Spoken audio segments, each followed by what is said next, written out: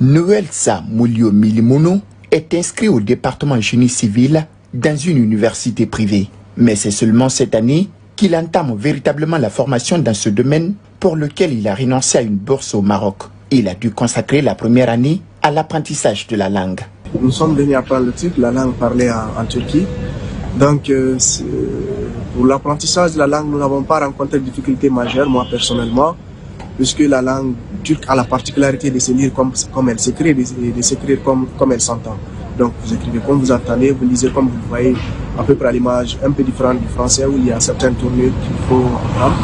Donc, il y a des difficultés d'apprentissage, il y a surtout l'obstacle à la mémorisation des mots, surtout à la pratique lorsque vous arrivez nouvellement, vous n'avez pas d'amis turcs, parce que l'apprentissage à l'école ne suffit pas à la maîtrise de la langue. Il faudrait la pratiquer avec des personnes, des natifs, qui va te permettre d'être fluent, de t'adapter. Comme lui, beaucoup d'autres étudiants guinéens en Turquie font face à cette situation, nous confie-t-il. Contrairement à Noël, Minata Madi Keïta, département génie électrique et électronique licence 1, lui a bénéficié d'une bourse d'études de la part de l'État guinéen, ce qui lui a permis d'amoindrir le coût, mais il a toujours une pensée pour ses collègues. Je souhaite vraiment demander à l'État de jeter coup d'œil sur les étudiants guinéens qui sont ici en Turquie. La vie étudiantine n'est pas du tout facile, quel que soit le lieu où vous vous trouvez. Spécifiquement en Turquie ici, surtout à Istanbul, la vie est très chère. La cherté de la vie est vraiment très élevée. Les frais d'inscription varient selon les types d'institutions. En Turquie, il y a des types d'universités. Il y a les universités de formation. Bon, il n'y a pas d'université privée à la différence de la Guinée. Toutes les universités qui demandent beaucoup de frais, ce sont les universités de fondation.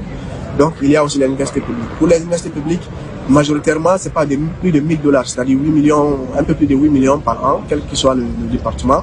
Et dans les universités privées, de fondation, je veux dire, c'est à partir de $2000, un peu plus de 18 millions de francs guinéens pour l'année. Donc, le programme s'étale sur 4 ans.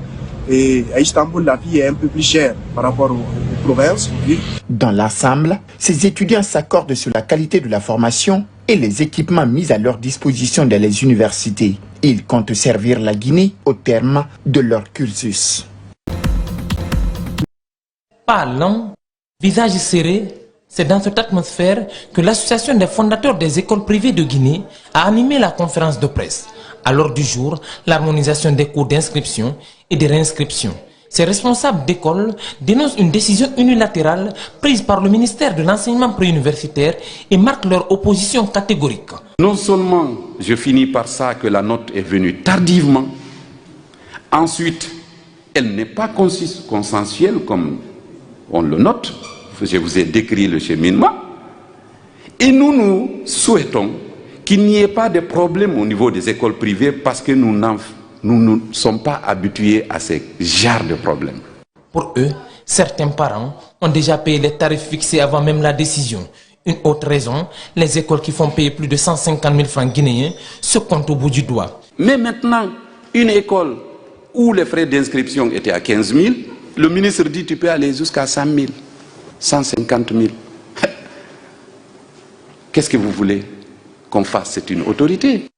Une révision des textes du système éducatif guinéen a été entamée par le ministère de l'enseignement préuniversitaire. Ses fondateurs disent n'avoir pas été associés. Nous avons participé à un atelier à Koya, mais ça aussi, ça a été une manipulation, simple formalité pour dire que nous avons été associés à la révision de ces textes. Après les enseignants contractuels, Guillaume Hawing ouvre donc un nouveau front avec les fondateurs des écoles privées. Le malin sera celui qui connaîtra l'issue de ce bras de fer.